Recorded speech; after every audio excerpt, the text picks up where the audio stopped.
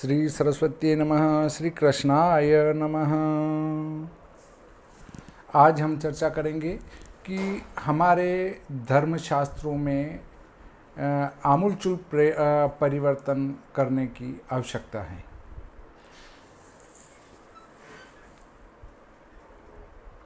हम आचार्य रामभद्राचार्य जी ने भी कई ग्रंथों में गलती बताई, जैसे हनुमान चालीसा में कई गलतियाँ बताई, उनको सुधार करके भी बताया।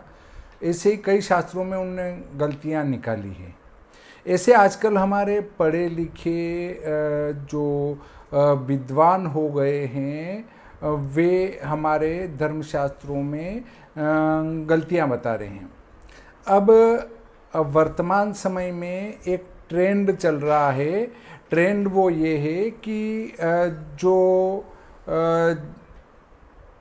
जीवित है उसकी जयंती नहीं होगी, उसका जो है प्राकट्योत्सव होगा या जन्मोत्सव होगा। जयंती नहीं कह सकते। जयंती तो मरे हुए की मनाई जाती है, जिंदे की नहीं मनाई जाती है। तो अब हमारे दो प्राणी जीवित हैं। एक तो हनुमान जी जीवित हैं और एक भगवान परशुराम जी जीवित हैं।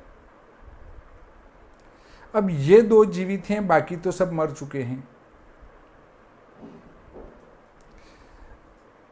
भाई भगवान राम भी सरयू नदी में प्रवेश कर गए थे, अर्थात उसमें डूबे तो मरे ही हैं वो। इसी प्रकार भगवान श्री कृष्ण के पैर में तीर लगी और यहाँ लगने से उनकी मृत्यु हो गई, तो वो भी मरे ही हैं। ऐसे लगभग सभी मरे ही हैं। तो फिर उनकी जयंतियाँ मना सकते हैं, परंतु जो जयंती और प्राकट्योत्सव मनाने वाले लोग हैं वे भगवान कृष्ण को, भगवान राम को या अन्य जो अवतार हैं उनको मानना छोड़ दें, क्योंकि वो तो मर चुके हैं। मरने के बाद किसको मान रहे हैं भाई? एक जिस व्यक्ति की मृत्यु हो चुकी है वो आपको अच्छा फल बुरा फल कैसे दे सकता है? जब भगवान राम मर चुके हैं तो उनकी जयंती मनेगी। तो फिर भगवान राम तो मर चुके हैं, अब उनकी पूजा करने से क्या मतलब है? उनकी मूर्ति की पूजा करने से। ऐसे ही भगवान कृष्ण मर चुके हैं तो उनकी मूर्ति की पूजा करने से क्या मतलब? अगर वो जिंदे होते तो पूजा करते।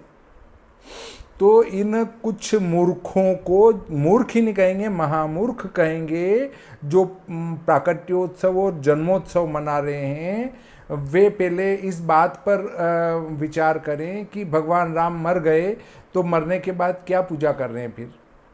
और फिर राम जी की मूर्ति बिठाकर उनकी प्राण प्रतिष्ठा कर रहे हैं, तो मर चुके हैं तो उनके प्राण आएंगे कहाँ से? इस पर भी विचार करें और ग्रंथों में ये भी सुधार करें। तो आजकल पंचांगकर्ता भी इन कुछ फेसबुकियों के, व्हाट्सएपियों के और यूट्यूब वालों के चक्कर में फंस गए। और पंचांगकर्ता भी या तो जन्मोत्सव लिख रहे हैं हनुमान जी का या प्राकट्योत्सव लिख रहे हैं, क्योंकि वो जीवित हैं। और भगवान राम मर चुके हैं इसलिए उनकी जयंती होगी, भगवान कृष्ण मर चुके हैं इसलिए उनकी जयंती होगी। तो तुम जयंती मनाने वालों पहले ये विचार करो, जो मर गए उनकी मूर्ति क्यों बिठा रहे हो और फिर उस पत्थर की पूजा क्यों कर रहे हो? भाई अगर जो मर चुका है उसके प्राण आएंगे कहाँ से? तो पत्थर ही हुआ ना। जहाँ तक प्राण नहीं आएंगे वहाँ तक पत्थर है, प्राण होने के बाद वो मूर्ति है। तो जो मर चुका उसके प्राण आ नहीं सकते, और जब प्राण आ नहीं सकते तो फिर पूजा क्यों? और यदि प्राण आते हैं तो वो जीवित हैं, और जीवित हैं तो फिर उनकी जयंती क्यों? इसका अर्थ है कि सबका प्राकट्योत्सव या जन्मोत्सव मनाया जाए। तो इन व्यर्थ के मूर्खों के चक्कर में न पड़ते हुए हमें हनुमान जन्मोत्सव, हनुमान प्राकट्योत्सव न तो पंचांग में लिखना है न मनाना है। हमें क्या मनाना है? भगवान हनुमान जी की या भगवान राम की या भगवान कृष्ण की, सभी की जयंती मनाना है। भगवान हनुमान जी की, बजरंगबली की जयंती जो कई वर्षों से हम लिखते आ रहे हैं, जयंती ही लिखना है, न कि जन्मोत्सव या प्राकट्योत्सव। फेसबुकियों के, व्हाट्सएपियों के चक्कर में पड़कर हम हमारे ग्रंथों में लिखी गई बात को न बदलें। अगर ऐसा है तो मैं आपको प्रमाण देता हूं। भगवान परशुराम जीवित हैं, चिरंजीवियों में उनका नाम आता है। तो जब वो जीवित हैं तो मैं आपको उसका प्रमाण देता हूं कि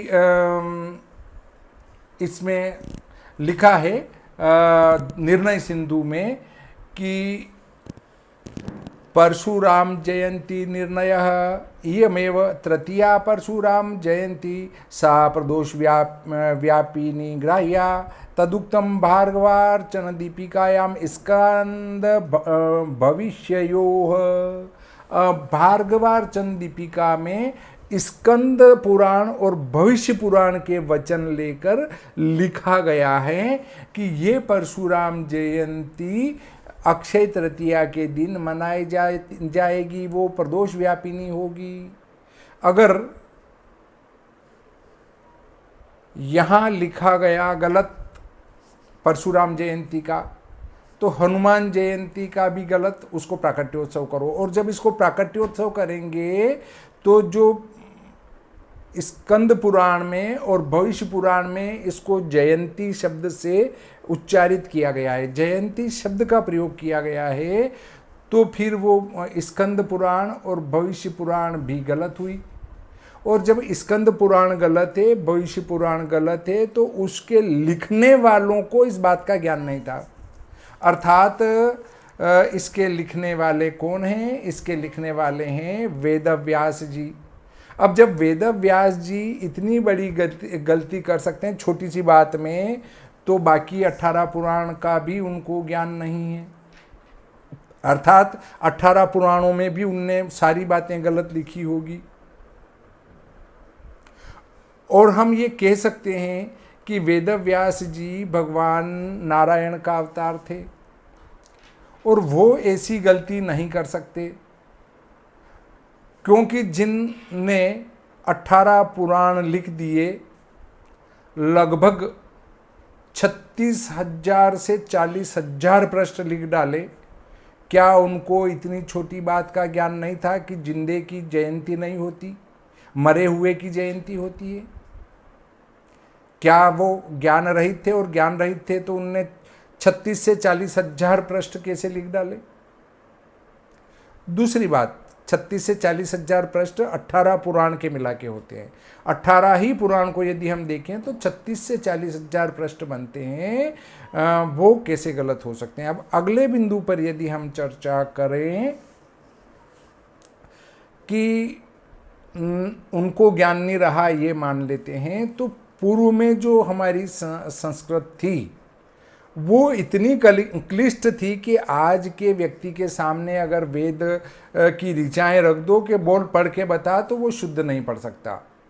वो इतने बड़े विद्वान थे, और वो इतनी छोटी सी गलती को क्या उनके ध्यान में नहीं आई होगी? तो उनके ध्यान में निश्चित आई होगी। और जिनका जन्म हुआ है उनकी जयंती ही मनेगी, चाहे वो जिंदा हो या मरा हुआ हो। ये भगवान के लिए होता है। ईश्वरीय शक्तियाँ जिनने अवतार धारण किया, उनके लिए जयंती शब्द का ही प्रयोग होता है। इस बात को ध्यान में रखें।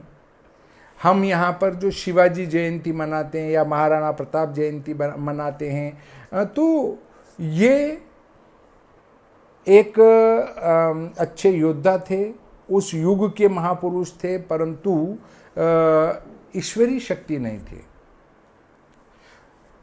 अब उनकी जयंती से हम उनको जोड़ दें कि ये दोनों मर चुके हैं इसलिए इनकी जयंती मनाई जाती है, तो उधर भी ऐसा ही देखा जाए कि जो जिंदे हैं उनकी जयंती नहीं मनेगी और मरे हुए की ही जयंती मनेगी, तो आप ऐसे फेसबुक वालों, व्हाट्सएप वालों, यूट्यूब वालों के चक्कर में बिल्कुल भी न पड़े। ये फेंक पट्टी करते हैं और हमारे शास्त्रों में परशुराम जी की भी जयंती लिखी है, हनुमान जी की भी जयंती लिखी है। तो हमको न तो पंचांग में प्राकट्योत्सव लिखना है, न जन्मोत्सव लिखना है। न प्राकट्योत्सव हमें मनाना है, न जन्मोत्सव हमें मनाना है। हमें क्या मनाना है? बजरंगबली की जयंती मनाना है। पंचांग में भी हमें जयंती लिखना है और मनाना भी हमें जयंती ही है। न कि बड़े अक्षरों में लिख देंगे प्राकट्योत्सव, जन्मोत्सव। ये भ्रमित करने वाली बातें हैं हमारे शास्त्रों में। और जिनने भी शास्त्र लिखे हैं उनने सटीक बात लिखी है, उनकी बातों पर पूरा पूरा विश्वास किया जाना अति आवश्यक है। इस प्रकार शायद आपके ये बात समझ में आ गई होगी। तो आज का प्रकरण यहीं समाप्त करते हैं। श्री सरस्वती नमः। श्री कृष्णाय नमः।